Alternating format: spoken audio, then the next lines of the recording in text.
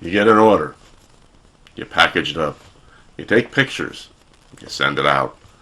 You wait. You see delivered. You assume everything is okay. But wait, is it?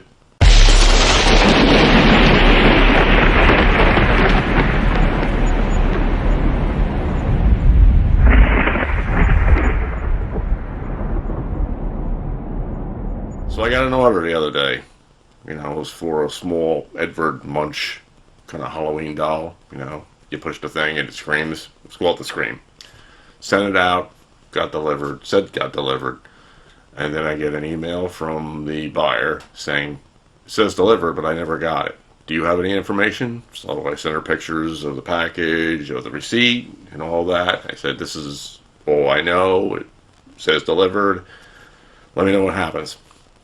She goes, okay, I'll look for it. So in the meantime, I call up eBay, and I asked them their advice. So the guy's like, well, if it says delivered, we have confirmation that it's been delivered, and everything should be okay, and you don't need to do anything. Next day, wake up, there's a case open, didn't get my item, requesting refund, obviously, which I can't blame her. And she was communicating back and forth. I had gone back and forth with her. So usually if you're a scammer, you don't waste any time, hanging around with people. You just kind of scam them and go. So anyway, called eBay again and got another guy. This one seemed to be from the USA.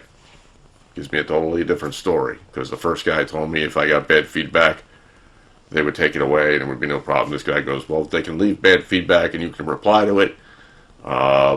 But we don't know if we would take it away because you're really still kind of responsible, even though you're not the post office. You have to make sure it gets there. So I'm like, now I have to do the post office's job.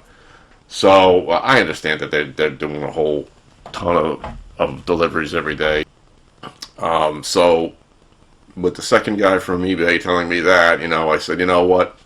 It's a $20 item, $21 item, just refund her. I sent her a screenshot of the refund. She's like, oh, thank you very much. I wish you didn't have to do that. I really would have liked the item, this, that. I said, well, I don't do the deliveries. I just send it out and hope it gets there. And we know how it is sometimes when it just doesn't show up.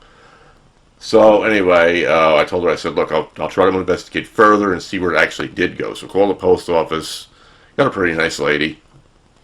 And I asked her, I said, is there any way that they can do like GPS tracking on this to find out where it actually really went? Because I can't submit a claim because it's a SurePost package from UPS, gets handed over to USPS, and it's parcel select. There is no insurance on it, so I couldn't recoup any losses monetarily.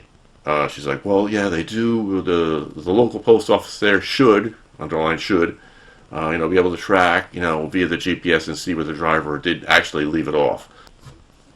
It's up in the air what's going to happen to it. I assume they're going to come back to me and tell me that they can't find it. If it says delivered, and always delivers, they could deliver it down the street. They could deliver it, anywhere within the vicinity. It's happened to me a few times. So just be aware that if you do use SurePost and it gets lost, you're not going to be able to make the claim. So that's about it. That's my story for today. If it gets lost, you may have to bite the bullet. If it was a large sum, like let's say like larger sum, let's say like $35 or above, I would have had the ability to contest it and say, look, it wasn't my fault. Post office, screwed up. So as usual, if you can like, subscribe. Somewhere along the line, you should see some videos here, or here, or here, or here. No, you'll see them up here, probably. And take a look. Thanks very much. Have a great day.